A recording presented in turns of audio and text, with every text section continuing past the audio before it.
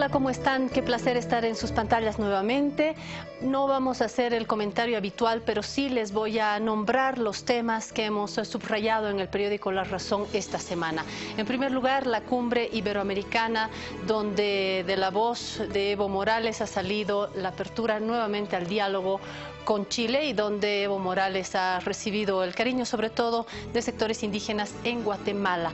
Por otro lado, segundo aguinaldo, estamos esperando la forma, el acuerdo para ver cómo se paga, cuánto se paga, hasta cuándo se paga el segundo aguinaldo. Y en la Fiscalía, la reasignación de funciones, ha habido un movimiento importante, esperemos para bien. Finalmente, las famosas listas de militantes, hay todavía la polémica, cada uno ha ido a ver si es mayor de edad, en qué partido está, si es militante o no. Yo he introducido mi nombre, le cuento, y sale que no soy militante, así que ya puedo decir que soy periodista independiente. Rubén, buenas noches. Rubén Atahuichi, ¿usted dónde, en qué partido está militando según la lista? ¿Ha introducido su nombre? Yo y mi familia, la única militancia es de nuestro propio destino, así que tampoco estoy en las listas y eso nos agrada y creo que nos tranquiliza también porque hay que perder tiempo en esos los trámites y estar refunfuñando contra los partidos o contra el tribunal. Sí, es que debe causar enojo el no haber estado, no haberse inscrito en un partido y tener que llenar el formulario, ir a hacer la cola, ir a hacer la fila, cuando en verdad uno no se metió en todo esto. Usted está tranquilo. Yo creo que en el Tribunal Supremo Electoral no lo están. Está con nosotros Susana Rivero, diputada. Gracias por estar acá, gracias por su tiempo. Me han asustado los papeles. Me imagino que la tarea es amplia, con usted no vamos a hablar de las listas truchas o de las militancias truchas, sino del caso Lava-Jato. Le decía antes de iniciar el programa que en La Razón hemos hecho varias actualizaciones. Una de las cosas que nos interesa, y lo sabe Rubén, que es uno de los jefes de redacción en la empresa periodística, es que nosotros buscamos visibilizar, esquematizar, no confundir y tener los dibujos claros. La hemos invitado porque creemos que usted tiene nuevos datos para actualizar y poderle hacer las preguntas técnicas, pero también políticas en este caso. Gracias, diputada, por su tiempo. Muchas gracias, buenas noches. Estamos acá para informar y para absolver cualquier duda que ustedes tengan. ¿Qué vacío le quedó, Rubén, de todo lo que se ha avanzado hasta ahora? Creo que una réplica de parte de la diputada como presidenta de la comisión, cuando el expresidente Carlos Mesa dijo que a mí no me han involucrado en nada, las pruebas o los documentos que ha presentado la comisión no me involucran. ¿A qué se refiere eso? Porque si bien, digamos, las investigaciones abarcan a 3 gobiernos, Gonzalo Sánchez Lozada, Rodríguez Belcé, Carlos Mesa, por lo menos tienen allí exfuncionarios involucrados. Y en tiempo Evo Morales también, hay que decirlo, en el tiempo también la gestión de Evo Morales. Sí, pero por lo menos en los indicios se encuentran exfuncionarios de estos gobiernos. Está involucrado finalmente Carlos Mesa, es por sus 16 viajes a Perú, o los 2 viajes coincidentemente a Brasil, en momentos en que estos 2 funcionarios, o 2 funcionarios de estas 2 empresas estuvieron allí, son los que lo involucran, o el movimiento de cuentas, que es el caso, o el documento, o la prueba inicial que lo involucra. Ahí yo añadiría, diputada, las categorías que hemos manejado cabalmente tienen que ver con estos viajes que coinciden, que son paralelos a movimientos en las cuentas, que son paralelos a presencia en Lima de personas de la empresa investigada en cuestión. ¿Es suficiente estas coincidencias? ¿O cuál es la trama realmente? ¿En qué medida podríamos hablar de pruebas en este caso? Bueno, me parecen absolutamente pertinentes sus consultas, creo que la ciudadanía se las debe estar haciendo. Lo que debemos recordar es que aquí hay un modus operandi con el que trabajaron las empresas brasileñas que ha sido confesado por ellas mismas. Ustedes ya saben eso, hemos conversado sobre esos temas. Ese modus operandi, que fue verificado por nosotros incluso en un viaje a Perú, en un encuentro binacional de comisiones investigadoras, porque Perú es uno de los países más avanzados en este tema de la investigación Lava-Jato, consistía en, primero, que se adoptaban las decisiones al más alto nivel con decretos supremos, quitándole incluso las competencias normales de las instancias técnicas, en el caso boliviano del Servicio de Caminos. Todo se hacía por decreto y se iba dirigiendo por decreto. incluso en momentos en que no se cumplía con las condiciones de los pliegos o no cumplían con alguna norma de contratación, el decreto instruía a continuar. Esos decretos supremos, exactamente igual que en los demás países, además eran de emergencia, no tienen informes técnicos de respaldo, eran de un rato para otro. El día de la adjudicación, en el cuarto intermedio, emiten un decreto en el que se dice continúen con la licitación. El modus operandi también dice decretos supremos, decretos de emergencia, decretos con interinos en personas de confianza. Aquí encontramos en Bolivia 2 interinatos en momentos claves, en personas de confianza, que no eran precisamente los llamados a suceder al ministro titular, ¿no? La norma de interinato siempre dice que debe ser otro ministro o un viceministro de la misma área. Acá viene un viceministro de afuera, de otro ministerio, justamente el abogado del señor Mesa, el que está dando vueltas por los medios, el que participa en ese interinato al momento de la división de la carretera de Santa Cruz-Puerto Suárez. Como ministro de Obras Públicas. Como ministro de Obras Públicas. Entonces, ese es Carlos Alarcón. Entonces, hay aquí un modus operandi. Nosotros cruzamos el modus operandi de ver quiénes habían emitido los decretos de urgencia, con interinos, forzando normas de contratación, forzando las normas de interinato e incluso con sobreprecio los proyectos. Los cruzamos con los 5 proyectos analizados. Nosotros analizamos Potosí, Tarija, Villazón, Potosí, Uyuni, San Ignacio, Villatunari y la carretera completa Santa Cruz, Puerto Suárez, que como ya la gente sabe se dividió en 2 tramos, en realidad 5 proyectos. Pero en los únicos donde encontramos la aplicación idéntica del modus operandi fue en Roboré el Carmen y el Carmen Arroyo Concepción. Entonces, este es un primer indicio serio. ¿Por qué hacían todo por decreto? ¿Por qué tanto apuro para hacer las cosas por decreto si lo normal es que las licitaciones las lleve adelante como ahora ABC, antes era Servicio de Caminos? Entonces, ese es el primer indicio serio. Pero no es suelto, ¿no es cierto? Después, como los mismos brasileños confesaron que el soborno no era solo por transferencias bancarias, sino entregas en paquetes o maletas a los destinatarios o sus intermediarios, y siempre a los que tomaban las decisiones, comprometiendo inclusive, o sea, lo pagaban para asegurar el negocio, pero comprometían a hacer el pago futuro. La comisión dijo, ¿qué otra forma hay de ver si se encontraban? Entonces recurrimos a los flujos migratorios, tanto de los brasileños pagadores, de la empresa Camargo Correa, que es Marcos de Moura Vanderlei, y de Odebrecht, que es Jorge Simões Barata, y los cruzamos con todos los funcionarios en los 5 proyectos. Nuevamente, un segundo indicio, los mismos que tomaron las decisiones por decreto en Roboré el Carmen Arroyo Concepción, son los que tienen las coincidencias de lugar y de día con estas personas. Segunda coincidencia de las mismas personas. Por eso les digo, a donde mirábamos, documento que agarrábamos, siempre nos iba empujando hacia las mismas personas. El siguiente elemento que encontramos, y lo hemos traído acá por si ustedes nos permiten mostrar, estos son los cables que relata el embajador Mena de la época, el embajador brasileño Antonio Mena, y yo puedo hacer referencia simplemente a 2 cables, si ustedes me permiten. Son muchos, pero podíamos solamente señalar 2. Uno que es del 4 de febrero de 2004, enviado a las 9:23 de la noche, el cable 0144. Este cable dice: la Norberto Odebrecht contactó a esta embajada para confirmar que presentará próximamente a la Superintendencia de Energía de Bolivia el pedido de licencia provisoria. La decisión tomada, sobre todo en función a la orientación del propio viceministro de Electricidad y Energía Alternativa, Carlos Romero Mallea, con quien funcionarios de la empresa brasileña se reunieron el 22 de enero en La Paz, y la solución encontrada acabó mejor atendida a los intereses de Odebrecht. Esta es comunicación diplomática. Comunicación diplomática, donde es el propio embajador el que dice que el viceministro de Energías Alternativas del gobierno del señor Mesa encontró la solución para Odebrecht y que la solución encontrada acabó mejor atendida a sus intereses. O sea, no solo le daban una solución, sino que le decían cómo era mejor la solución. Y hay un otro cable donde también citan incluso al ministro de la Presidencia. ¿2004 también?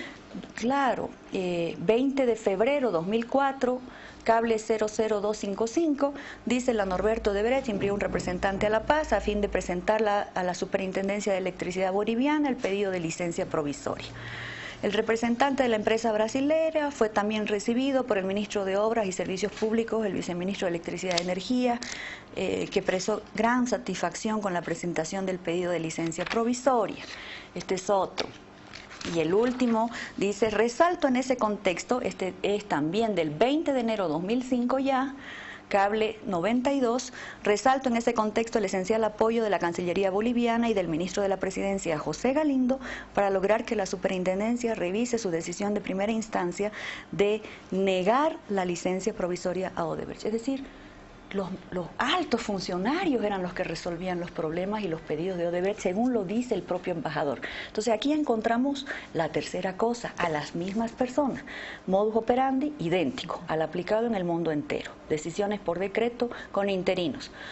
Los mismos eran los que coincidían tanto en Perú, en Brasil y en Bolivia en la misma fecha con los pagadores tanto de Camargo Correa como de Odebrecht. Los mismos son los mencionados en los cables por la embajada brasileña y lo último ya es lo de los reportes del informe, que es un informe muy extenso de la Unidad de Investigaciones Financieras, donde como conclusiones solamente se han liberado, porque es lo único que no está restringido, se encontraron movimientos inusuales y sospechosos en las cuentas bancarias de 9 funcionarios, uno de ellos fallecido, el ministro de la Presidencia, por eso no lo mencionamos mucho, hay que respetar la vida de la gente que ya no está, sus familias, pero son 9 personas donde cualquier documentación que se encontraba en la investigación iba apuntando a las mismas personas. Diputada, ¿cómo se supone que estos cables necesariamente estén vinculados a la supuesta provisión o entrega de coimas? Además revisamos el Castillo de Arena y aquí ya estos son los cuadritos que nosotros usamos en la Asamblea. Permítanme expresar que nosotros hablamos solamente de indicios porque tenemos limitaciones competenciales. Los asambleístas no somos fiscales, no somos jueces y mucho menos somos contralores, ¿no? Somos apenas fiscalizadores. El mandato que la Asamblea nos dio era verifique si hay o no hay indicios. Y nosotros hemos encontrado muchos indicios contra las mismas personas. Corresponderá, por eso siempre decimos al Ministerio Público, una vez active la investigación jurisdiccional, así se llama en derecho, que pueda no solamente profundizar esta investigación, sino sobre todo entrevistarse con los pagadores que están todos procesados en Brasil. Pero permítanme, miren, nosotros hicimos estos cuadros para que la gente visibilice los indicios todos juntos. El año 2003, cuando se iniciaban las conversaciones con Brasil para la gestión de estas carreteras, esto incluso está en el informe presidencial de GONI del 6 de agosto, en el punto 6 la gente lo puede sacar del internet. Empezaban entonces en abril empezaron estas negociaciones, eso está en el informe del 6 de agosto, el 18 de noviembre, cuando ya Mesa era presidente, viaja una delegación de ministros, aquí solamente están en conversaciones. Son pocas las coincidencias de viaje, pero son las mismas personas, acá no hay movimientos extraños de dinero, no hay sospechosos en las cuentas de ninguno y tampoco hay anotación de Castillo de Arena, porque recordemos que todo esto empezó con esa anotación en el informe brasileño llamado Castillo de Arena, que decía que habían presuntos sobornos anotados desde la cuota 12 en septiembre de 2005 hasta la cuota 17 en agosto 2008, ¿no? Entonces, en el año 2003 pasó poco. Pero si uno mira ya el año 2004, el año que no querían que investiguemos, porque ustedes recordarán que han insistido, tanto el señor Mesa como el abogado suyo, que además era el que firmó como interino la división de la carretera en 2 tramos, que justo se adjudica a Camargo Correa un pedazo y Odebrecht el otro, ellos han insistido en que no se debía investigar el año 2004, porque Castillo de Arena anotaba de 2005 para adelante. Pero no le decían a la gente que anotaba desde la cuota 12, entonces había que buscar a dónde estaba de la 1 a la 11, por eso tuvimos que ir para atrás. Y si ustedes miran este cuadrito, que ya es el año 2004, en esta columna están las decisiones principales, porque una investigación de 10.036 fojas es imposible explicarla en 10 minutos en televisión. Acá están las decisiones principales. Cuando aprobaron la norma de contratación, que fue una exigencia de los brasileños, aquí incorporaron por primera vez en Bolivia llave en mano. El 8 de julio la firma de la Declaración Conjunta de Santa Cruz, donde ambos presidentes se pusieron de acuerdo para construir esa carretera. 20 de agosto sale el primer decreto, instruyendo a Caminos licitar. El 15 de octubre dividieron la carretera en 2 tramos. 18 y 19 de octubre se colgaron los pliegos de licitación, mismos que fueron cambiados el 29 de octubre. En noviembre, el 8 de diciembre y el 29 de diciembre, imagínense, casi en el día de la fiesta de Año Nuevo. Entonces estas son las decisiones principales, y aquí miren ustedes la cantidad de coincidencias en los viajes con Vanderlei, con Barata, de las mismas personas, y las mismas personas con movimientos inusuales y sospechosos que ya empiezan a aparecer en sus cuentas. Para que la gente nos entienda, no todos saben qué es un movimiento inusual o sospechoso. Eso no es un salario. Recordemos además que estos señores todos en ese momento eran funcionarios públicos, y el funcionario público trabaja de dedicación exclusiva, salvo la docencia universitaria o un ingreso de una empresa privada, si es que alguno de ellos la tiene. En este caso no se trata de sueldos, no se trata de consultoría, no se trata de ingresos por empresas, no se trata de charlas, no se trata ni siquiera de ingresos del cónyuge o la pareja o del entorno familiar. Simplemente no tienen explicación, y por eso se denominan, y en esta etapa están clasificados por la Unidad de Investigaciones Financieras como movimientos inusuales y sospechosos. Seguimos entonces, este es 2004, donde hay la mayor cantidad de movimiento y las mismas personas siempre. Este es 2005, sigue el movimiento. Me imagino además, aquí empiezan las anotaciones del Castillo de Arena, pero desde la cuota 12, como ustedes pueden ver, la cuota 12 es la primera que aparece en Castillo de Arena. Entonces obviamente para atrás han tenido que ser las cuotas 1 a la 11. Las mismas personas, muchas coincidencias, siguen las decisiones. Recordemos que en este año, hasta febrero, se firman los contratos principales con sobreprecio. Viene el siguiente gobierno, como todo había sido decidido por decreto supremo, con decreto supremo tiene que hacer los ajustes para bajar, para cambiar el financiamiento a CAF y adecuar esos montos. En diciembre del 2005 se firman los contratos modificatorios, así se llaman, se los voy a mostrar enseguida, son contratos modificatorios. Y si ustedes este es 2005, 2006... ya no hay decisiones, no se cambian los contratos. El único decreto que sale es este del 22 de noviembre de 2006, pero es solamente autorizando negociar con la CAF para bajar la tasa de interés del crédito. Ya sobre los temas constructivos, el contrato o alguna relación con las empresas, ya no hay decisión a este respecto, simplemente es construcción, y siguen pero las mismas personas con esas coincidencias. Aquí está 2007, ya nadie decide nada. Ya nadie viaja, porque ya no hay para qué viajar ni encontrarse con estos señores, ya estaba todo asegurado. Aquí solamente se registran los movimientos inusuales y sospechosos, y continúan las cuotas 13 y 14 del Castillo de Arena. Es decir, es una secuencia que inicia probablemente en 2004. Y si seguimos adelante, vemos que ya la última lámina ya prácticamente no hay ni siquiera movimiento, salvo este movimiento extraño de dinero del señor Galindo, que sigue moviendo cuentas bancarias cuando ya estaba fallecido, ¿no? Solamente se continúa con los movimientos inusuales.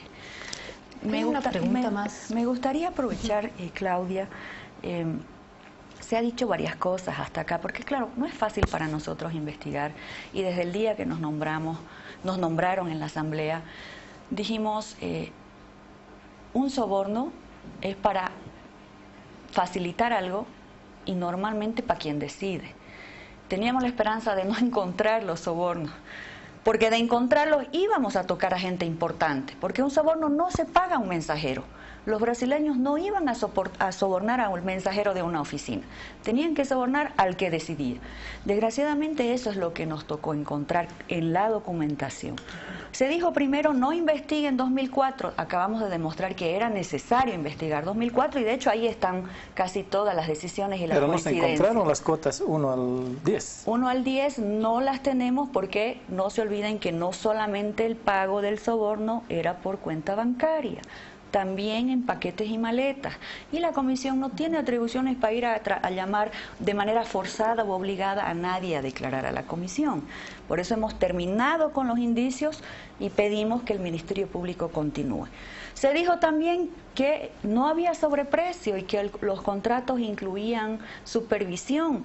Aquí tenemos los contratos, los principales y los modificatorios, y en estos contratos hay una cláusula, la 25ª, que expresamente refiere a que la fiscalización será realizada por una empresa consultora que será designada por la entidad contratante. Es decir, no era parte del monto la supervisión desde el contrato principal y mucho menos en el modificatorio. O sea que el sobreprecio tampoco tiene explicación. Como usted misma y la pregunta que nos hacemos al final es, ¿para qué era el sobreprecio? Si las brasileñas construyeron los 2 tramos carreteros por 42.5 millones menos, no se hicieron ningún problema con la rebaja. ¿Por qué no querían que investiguemos el año 2003, 2004 y querían a toda costa 2005 para adelante? ¿Por qué se insistía tanto en que C. Morales, que es una de las iniciales que sí la comisión detecta presumiblemente a un funcionario puntual, se insistía en que C. Morales y CM eran la misma persona, pero nunca se decía que el Castillo de Arena tiene anotaciones paralelas y dobles? La cuota 12 está repetida, la cuota del soborno 14 está repetida, la cuota del soborno 15 está repetida, lo cual claramente indica que se trata de personas o receptores diferentes. Y así una serie de argumentos que lo único que han hecho es complicar más, creo yo, esta situación en la que todos debieran aportar a esclarecer o, en todo caso, a combatir, porque estos indicios, si yo fuera fiscal, estaría hablando de pruebas en ese momento y no de indicios. Bueno, dos puntos. El primero es que, como usted bien recuerda, la labor del legislador es esa, no es fiscalizador, legisla y presenta, como usted dice, un mapa de indicios que tendría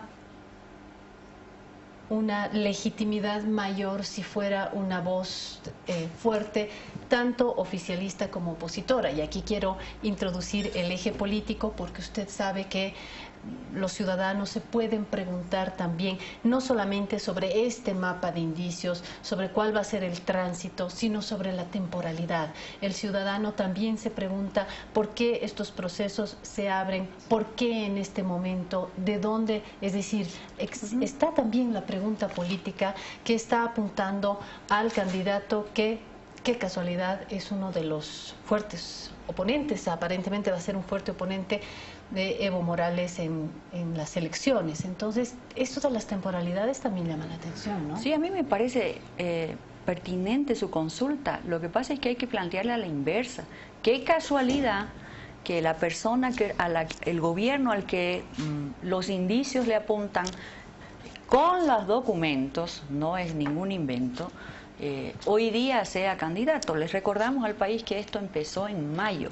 En mayo despertamos una mañana con una gran noticia en un medio de comunicación escrito, con un escándalo sobre un informe brasileño que se llamaba Castillo de Arena, que hablaba de sobornos y que ponía iniciales, y desde ese momento la gente empezó a preguntarse quiénes serán, de qué gobierno serán, y por eso se nos instruyó a investigar. En ese momento, ni yo ni nadie de la comisión, y mucho menos el señor Mesa, sabían que iban a haber primarias, que él iba a ser candidato, y todo lo contrario, más bien el señor negaba que iba a ser candidato. Entonces, no es el primer caso contra Carlos Mesa, sin embargo, insisto con mi pregunta política, ¿no? Pero ¿qué podíamos hacer como comisión? Si hay un escándalo nacional, con una noticia que viene de otro país, no investigar para que se diga que se está encubriendo a alguien. Le recordamos además que en ese momento todos, incluido la comisión, pensábamos que las empresas brasileñas habían llegado a Bolivia por la afinidad de las izquierdas, de la amistad de Evo Lula. Pero es esta comisión la que descubre en su primer informe que las empresas brasileñas estaban antes y que las había traído Carlos Mesa, que fue el que firmó con Lula en Santa Cruz esa declaración conjunta. A partir de ese momento, tratándose además de gobiernos, de ministros, de viceministros, de personas importantes, esta investigación quedó totalmente mediatizada, pero en la que no nos han podido contestar más allá de las aspiraciones políticas o de quién se trate, es cuál de los indicios que nosotros señalamos, documentalmente probados, puede ser refutado. Absolutamente ninguno. Nadie puede decir por qué decidieron todo por decreto, rapidito, quitándole las facultades a Camino, vulnerando las normas de contratación, poniendo los interinos y encima con sobreprecio. Nadie nos ha podido decir cuál era el justificativo del sobreprecio. Primero intentaron con qué era la supervisión, les demostramos que es falso. Ahora, post investigación, inventan otro argumento que son unos puentes, cuando los puentes no estaban incluidos y eran parte de una donación europea. Tampoco nos pueden desvirtuar el sobreprecio. No pueden decirnos a qué viajaban tanto en un momento de una coyuntura crítica para Bolivia. 2004, 2003, 2004, 2005 eran situaciones hasta de transición en los gobiernos. Pero viajaban y se encontraban con los brasileños. Carlos Mesa dice, por lo menos en la coincidencia de los viajes, de que fue por visita oficial, seminarios, charlas, talleres o viajes particulares. Sí. 16 viajes a Perú, ¿así es, diputada? 16 viajes a Brasil también de parte del entonces presidente. Mire, es muy claro, uno siempre encuentra un justificativo para viajar. De hecho, para salir en viaje de oficial tiene que haber alguna agenda. Bueno, sí, faltan 5 minutos en un aeropuerto para recibir un maletín, eso habrá que investigarlo en la justicia. Pero la cosa que me llama la atención a mí, por ejemplo, es que en uno de los viajes, en el año 2005, 19 de julio puntualmente, coinciden en el mismo lugar. Carlos Eduardo Moray Morales Landívar, el presumiblemente C. Morales, el ministro de Obras de CONI, el que inició las negociaciones cuando Mesa era vicepresidente, Carlos Mesa y Marcos de Moura Vanderlei en el mismo vuelo, en el mismo destino, el mismo día, en el mismo lugar. Esas son cosas que la justicia tiene que terminar de investigar y que la gente se tiene que preguntar. Demasiadas casualidades dejan de ser casualidades. Cuando todo va apuntando hacia un mismo gobierno, deja de ser una coincidencia y se vuelve en una preocupación o por lo menos en una duda razonable. Gracias, Rubén, por haberme ayudado en esta entrevista. Gracias, diputada. Ha estado con nosotros Susana Rivero, asambleísta. Vamos a tener próximamente una síntesis en el animal político y seguramente estaremos pendientes del siguiente paso de esto que, como usted bien recuerda, es un mapa de indicios que tendrá un segundo punto y que tiene el otro calendario, que es el calendario político y el calendario de las elecciones. También los ciudadanos desde afuera estamos mirando lo uno y lo otro. Otra vez, gracias por su tiempo y por el próximo artículo que se publicará en La Razón. Gracias, Rubén, por acompañarme. No, gracias a ustedes, más bien. Gracias, diputada. Gracias, Claudia. Enseguida estamos con Elvira Espejo. Me acompaña también otro periodista de La Razón, Miguel Vargas, porque Elvira ha recibido un premio. Le vamos a preguntar, así que no se mueva, por favor.